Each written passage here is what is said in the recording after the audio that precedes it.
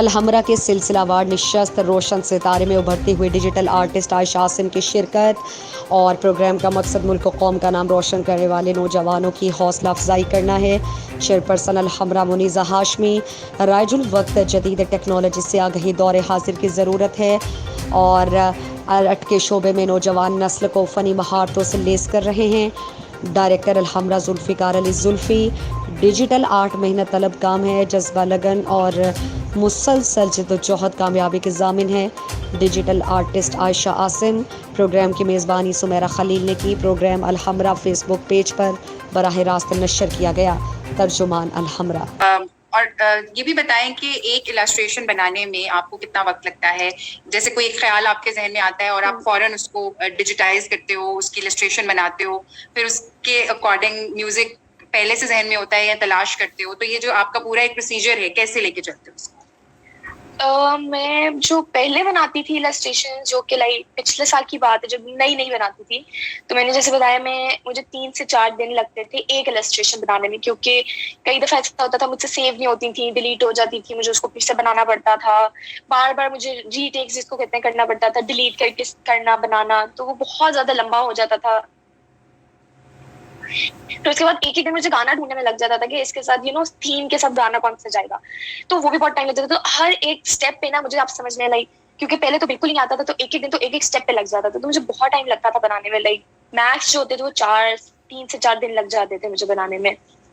لیکن کیا نام ہے، لیکن ابھی اگر ہم بات کریں جو میں آئی پیڈ پہ بناتی ہوں، آئی پیڈ پہ مجھے 3 سے 4 گھنٹے لگتے ہیں اگر میں بالکل اس پہ فوکس کر کے بناؤں۔ جیسے آج کل تو اتنی زیادہ ڈسٹریکشنز ہو گئی ہیں، ادھر دیکھے موبائل ہے، اس طرف دیکھے لیپ ٹاپ پڑا ہوا ہے، ٹی وی لگا ہوا ہے، باتیں ہو رہی ہیں، آپ کا دماغ ہر طرف چل رہا ہوتا ہے، تو بالکل فوکس کرنا بہت مشکل ہوتا ہے۔ لیکن اگر آپ 2-3 گھنٹے کے لیے اپنے آپ کو کمرے میں بند کر کے ایک فوکس کر کے جو کہ دماغ میں چلا ہوا اس کو بنا لیں، تو میرے خیال سے 3 گھنٹے سے زیادہ آپ کو نہیں لگ سکتا۔ تو مجھے بھی 3 گھنٹے لگتے ہیں۔ کئی دفعہ ایسا ہو جاتا ہے کہ جیسے گانا ڈھونڈنے میں ٹائم لگ جاتا ہے، کیونکہ تھیم کئی دفعہ ایسی ہوتی ہے کہ آپ کو دماغ میں نہیں آ رہا ہوتا کہ گانا اس کے ساتھ لائٹ جائے گا، موڈ کے حساب سے جائے گا، لوگوں کو کیسا پسند آئے گا، تو ایسا بھی ہو جاتا ہے۔ اور میں ابھی جیسے پہلے بات کرتی، آپ نے پوچھا تھا السٹریشن بناتی کیسے، تو اس میں ایک اور چیز بلکہ مینشن کرنا چاہوں گی کہ میوزک کا بھی بہت بڑا ہوتا ہے۔ کئی دفعہ ایسا ہوتا ہے کہ ایک گانا آپ ہوتے ہو، جیسے آپ ریپیٹ پہ سن رہے ہوتے ہیں، آپ کے دماغ میں وہ گانا چل رہا ہوتا ہے، تو کئی دفعہ ایسا ہوتا ہے کہ آپ گانے کو ہی السٹریشن میں بنا لیتے ہو کہ اچھا اگر ایک سمر سانگ ہے فار ایگزامپل، کوئی انگلش ہندی یا جو بھی ہے، ایک سمر سانگ چل رہا ہے کہ دماغ میں آپ گا رہے ہو جیسے آپ نے کہا شارٹ کورسز ہونے شروع ہو گئے ہیں اور اس میں ظاہری بات ہے ڈگری پروگرامس بھی ہیں، تو عائشہ جب آپ بناتی ہیں السٹریشنز تو کیا کسی تھیم کو فالو کرتی ہیں یا آپ